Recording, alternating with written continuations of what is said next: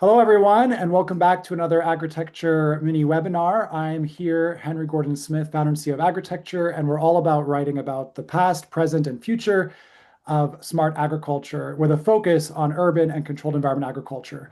And every now and then I get to meet someone interesting that I want to bring on board to ask them questions to benefit you and the rest of the industry. And that's what we're doing today with Andrew Howell, who's a partner, a relatively recent partner at Ascendant Partners. How are you doing, Andrew? I'm doing well. Thank you for the invite and always love a chance to talk about CEA. Yeah, thanks for your time. We had a great conversation catching up on the industry not too long ago, and I wanted to follow up with you to get some of your insights about the state of the industry. So I'm looking forward to asking some questions and sharing some of those. But first of all, let's get to know you a little bit better. What's your history? What's your background? How did you end up in CEA and at Ascendant? Thank you. I had a very non-traditional way to find myself into food and ag, and then more specifically within CEA. I grew up in Virginia. I was a competitive golfer most of my life, and so I ended up playing golf in college down in Florida. When I finished college, I realized a professional career in golf was not going to happen, and so I decided to go to business school instead. And so I was in business school in Florida as well. And while I was there, I met my now wife who lived in the Boston area. And so as soon as I graduated, I moved to Boston and thought, okay, well, I have a newly minted MBA. Boston's a very competitive market, but this should be relatively easy to find a job. And I really was trying to find my way into kind of venture capital or private equity. To Mm. spare a very long story, Boston's an incredibly competitive market, and I'm up against, Harvard, MIT, you name it, versus a small school in Florida. So I took some unpaid internships with the family office for a while. I did some M&A work for a telecom company, and then I really kind of found myself in the right place at the right time. I met the founder and owner of a company called Cirrus Partners, which is a large food and ag investment firm. They have roughly 2 billion in farmland assets, and then I was brought on to help start and lead a venture capital slash private equity arm of the business. So that was my sort of back end way into food and ag. This was in 2015. And one of our initial focuses was we kept seeing these business plans for greenhouses. And so we thought, okay, given how much of the vine crop market is under glass in North America, it was not a far cry to assume the same thing would happen within the lettuce space. And so we really turned our attention there. And we spent years in the beginning trying to figure out what are the right kind of economics between vertical farms, greenhouses, what are the grow systems, technology choices, that type of thing. We actually put a white paper out in 2017 about how um, high tech kind of Dutch style greenhouses would win out over vertical farms. And unfortunately for many investors, that has proven to be true in the in the preceding 10 years. And so I was with Cirrus for about 10 years. And I had met the team at Ascendant Partners sort of off and on. I had looked at a number of the deals that they had represented and was looking to sort of make the next kind of big move in my career. And so I started chatting with the other two owners of Ascendant a little more than a year ago, and then ultimately made the transition over to help grow the firm. And Ascendant Partners is a kind of full service food and agriculture focused investment bank. So we cover anything from advisory work for companies who either want to maybe do a valuation process or strategic planning all the way through capital raises, M&A, kind of full cycle there. And so I had a unique perspective being on the investor side for a long time and kind of seeing what the pain points and needs were with companies. And I thought it was a good time to make the transition to come over and help companies really kind of fill out their capital stack. What's the right way they should be financed going forward? And ultimately, we believe at Ascendant, we're trying to match companies with the right capital partners to help ultimately grow the industry. It's very underinvested as an asset class, and so we want to find the right long-term investment partners with the right companies to help pair capital. Well, fantastic. I mean, that's such an interesting background from a number of angles. First of all, just a young person getting their career started and doing the hustle and finding your way into series and getting into business and finance like that. That's inspiring to a lot of the younger audience we have. But also just that conservative lens that you and Series shared on greenhouses versus vertical farming, which for those of you who don't know all the details, essentially CEA, mostly driven by vertical farming valuations and VC investment, had a peak of, I don't know, 2+ billion in 2021, and then basically 90% drop off. And it's been a bit of a drip of investment since then. So that sort of leads us up to today. And, I want to talk about Ascendant Partners, which you describe what you do, but there's a little bit of the history there. You've been involved in all kinds of agriculture for a long time, but now looking at CEA at this time. So I want to understand a bit more about like Ascendant's history, the range, just briefly, but then more importantly, why you're looking at CEA now and through Yeah. you. Absolutely. So, I mean, Ascendant, it was what I was really excited to join the platform was it's been around for 20 years and has been proven for a long time.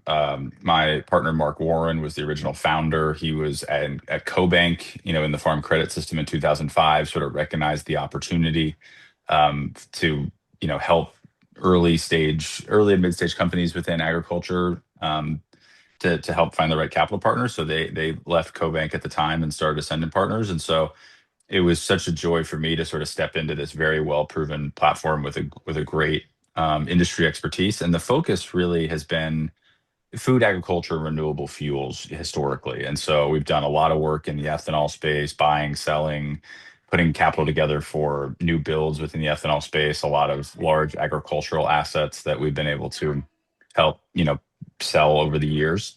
And one of the things that was unique about sort of my skill sets as I look at everyone within Ascendant is there's a tremendous amount of overlap, but then I had really focused a lot and sometimes what I classify as new agriculture over the last 10 years. So things like CEA, aquaculture, different sort of crop stimulants, things that probably venture more towards kind of the VC world.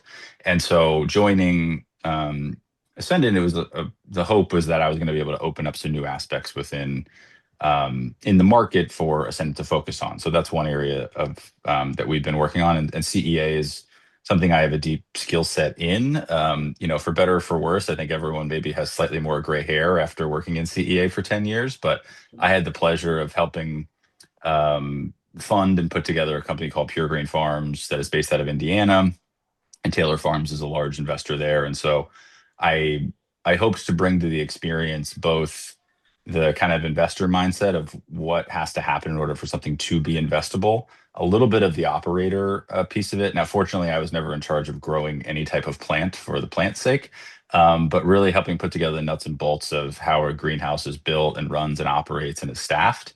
And then now on sort of the advisory capital raising side, as we look to take on new mandates, whether that's a large incumbent CEA player who is thinking about strategic initiatives or acquisitions.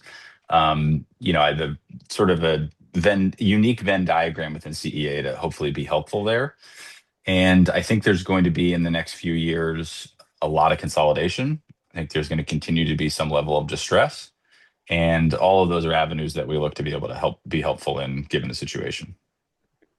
Yeah, I mean, I think that last part you mentioned resonates a lot, and I think it's important to share that knowledge with people in the industry from those of us that have a lot more experience, right? So, you talked about consolidation, and today I was writing and published on my weekly newsletter a bit about that, right? So there's everything from Scott's Miracle Grow and Hawthorne and like massive decline in the value that they got, almost like negative out of that. There's the some of the Dutch greenhouse manufacturers, not just in the US, that are consolidating, right? I think it's Baum Group and Havicon into one.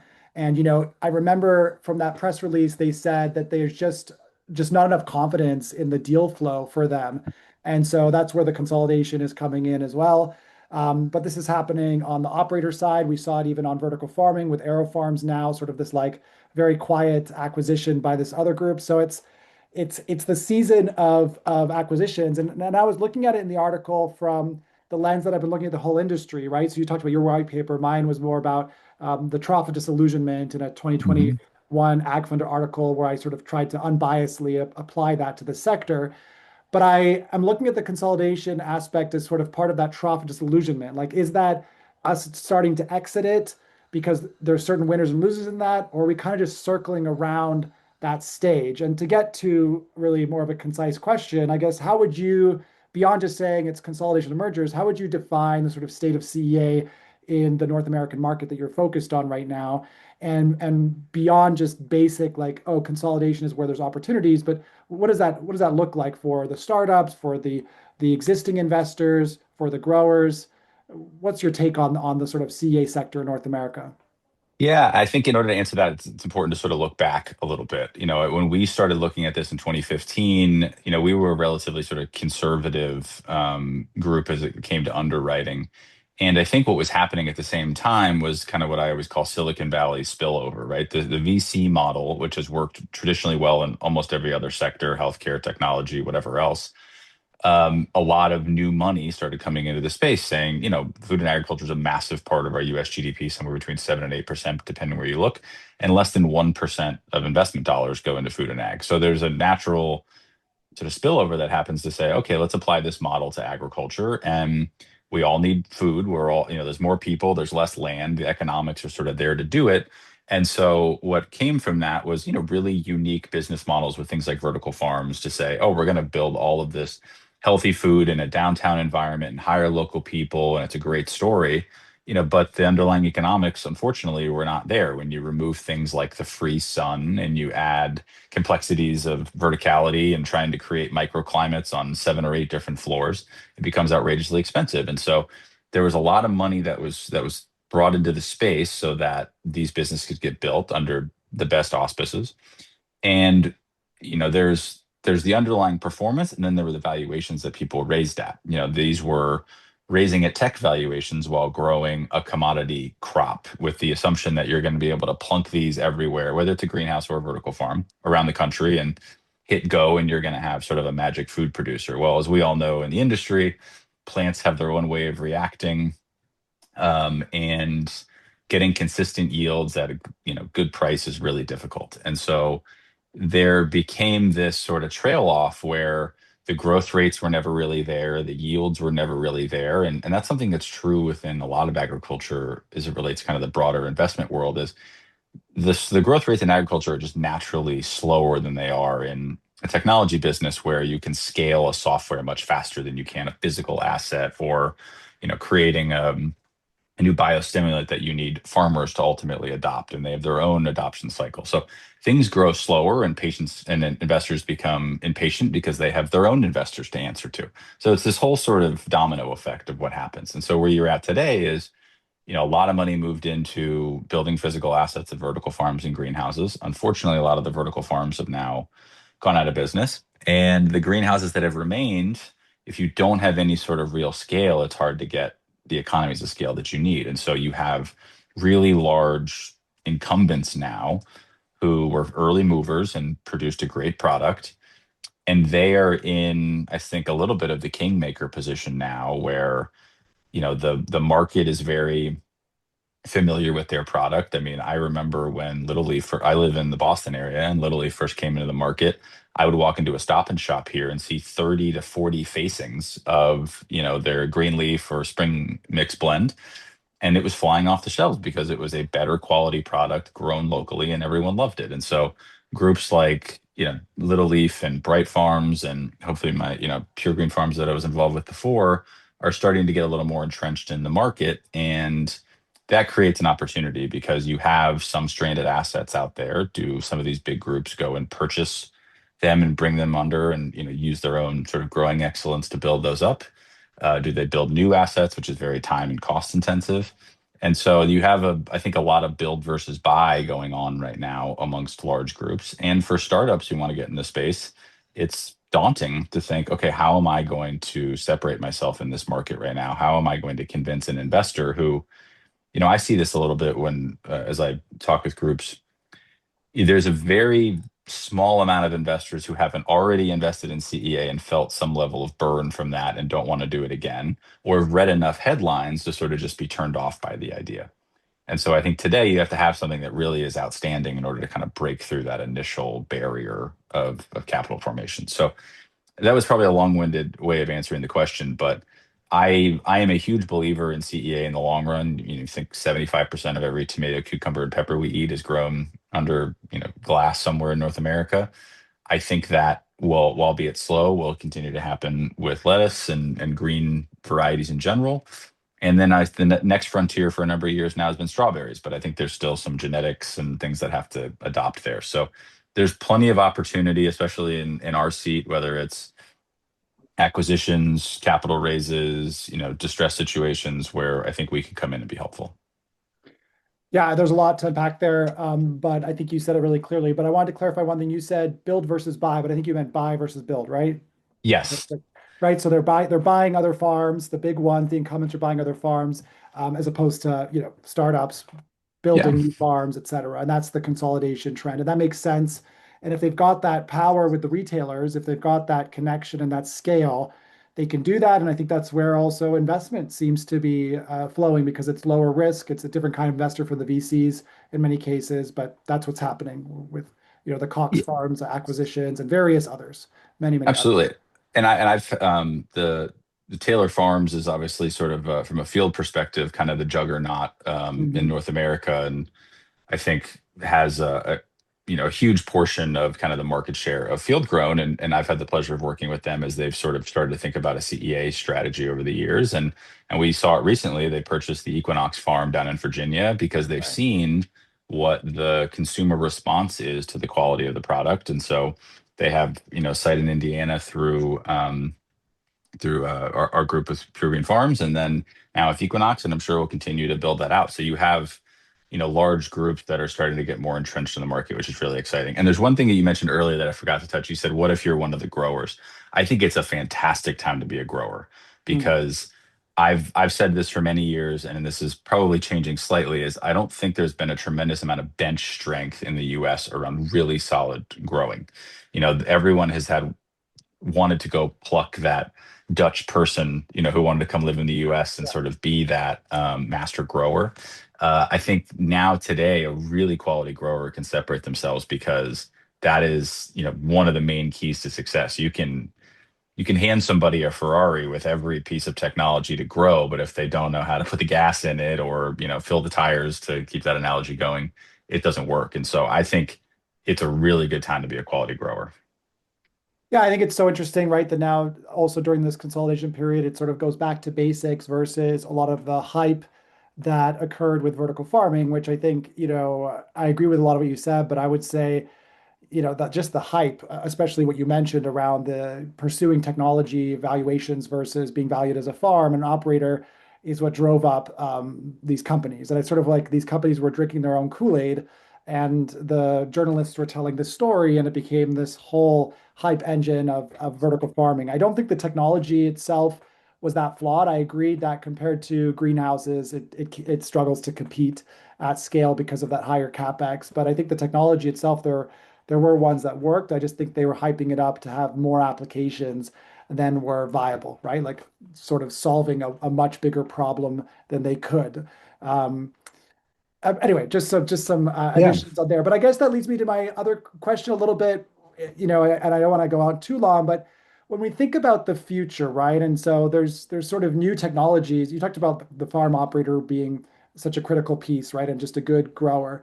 But when we think about where the discussions are going, I just got back from Green Tech in Amsterdam, and all the companies now are bringing AI into their solutions, right? All the big suppliers bringing AI to their solutions. And the vision is sort of like that these growers are going to have AI to optimize and be more efficient. Hmm.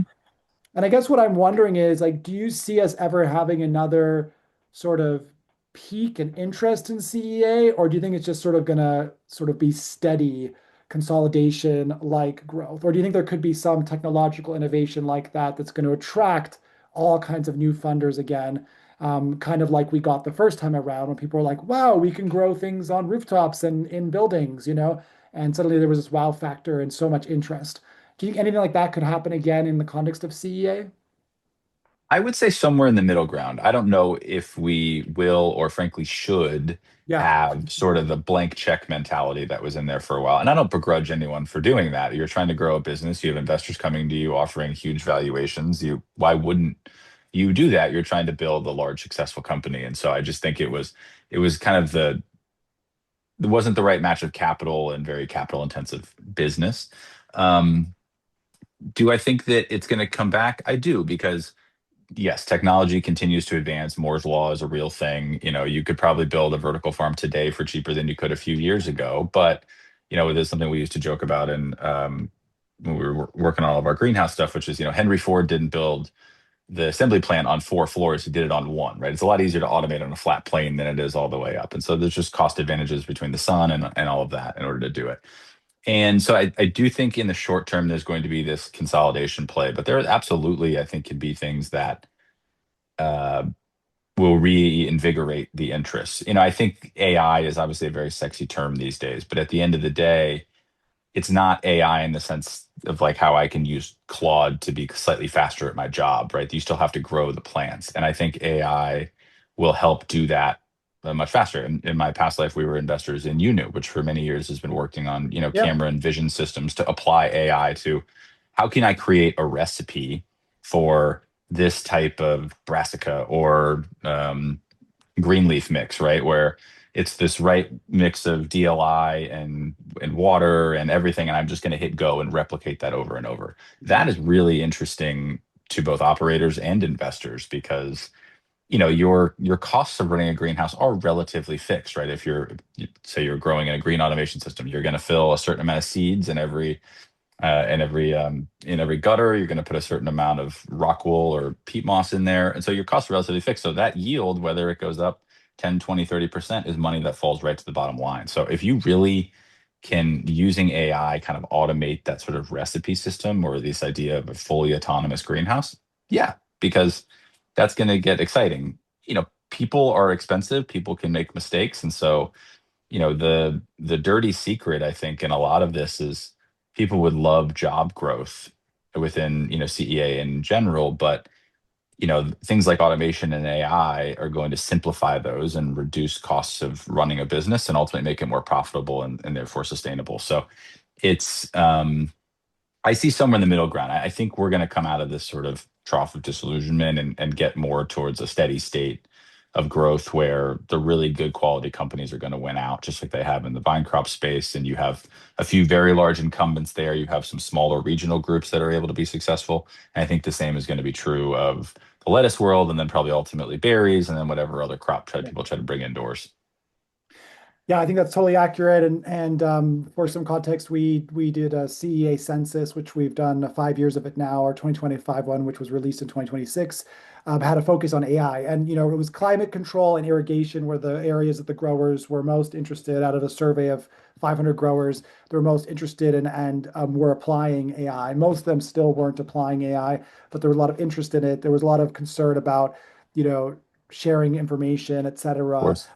That's a common one. So we'll see. But I agree with you that there should be some steady growth and increase there. And I think the only addition I would have to that is that there's still so many great opportunities for policymakers to get involved more intelligently with the new veterans in the sector, the knowledge that exists, the sort of experience that is in the sector to get CA to be a part of economic development and infrastructure that could really help this a lot more for communities across North America. And obviously, we're seeing now Canada is putting some funding out there for more CEA, trying to double local CEA with their $750 million funding there. Although I did read it was a minimum of $10 million, which is reasonable for a large facility, or a decent sized facility. So that's interesting, like shifts. But I think that's what we need to see more of in the U.S., especially after the sort of USDA grant pausing, which has not helped us out in the U.S. market. So just to wrap things up, we've got a lot of people in our audience. Some of them are growers. They might be having challenges. They might be open to acquisition or consolidate. What's your message to them? What are the kinds of people that you'd like to reach out to you? Yeah, my message to them is I can give you my number. One kind of final thought before I get into that is as I think about what is the right type of capital to help CEA going forward.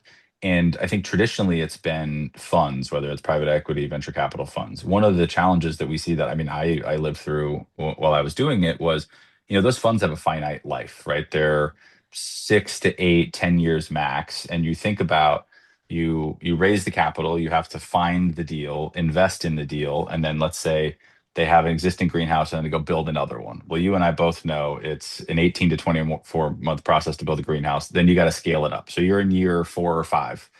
And Mm, then all of a sudden you got to start thinking about, all right, how do I get out of yeah, this so I can return my capital to partners? So you have this, kind of false sense of I have to get out now, whether it's the right time or not for the business. And so I think what's really going to help invigorate this is sort of the broadly speaking family office, high net worth individuals who can be a part of these businesses for the long term. And I think that's really the type of capital that the world or the CEA world needs is kind of long-term patient capital that wants steady growth at a reasonable pace. Um, Versus kind of how do we go from zero to unicorn in 3 years.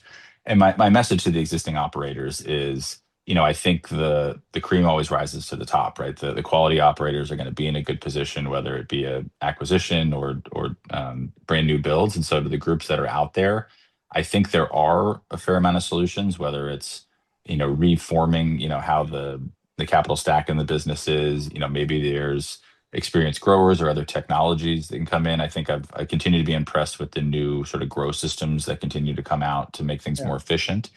And so whether it's, a group that is maybe struggling or tripping debt covenants or something like that, or a group who's growing rapidly and wants to go bring on, a huge heap of capital to go build new facilities or buy competitors, I think that's an area that we can help groups navigate pretty well.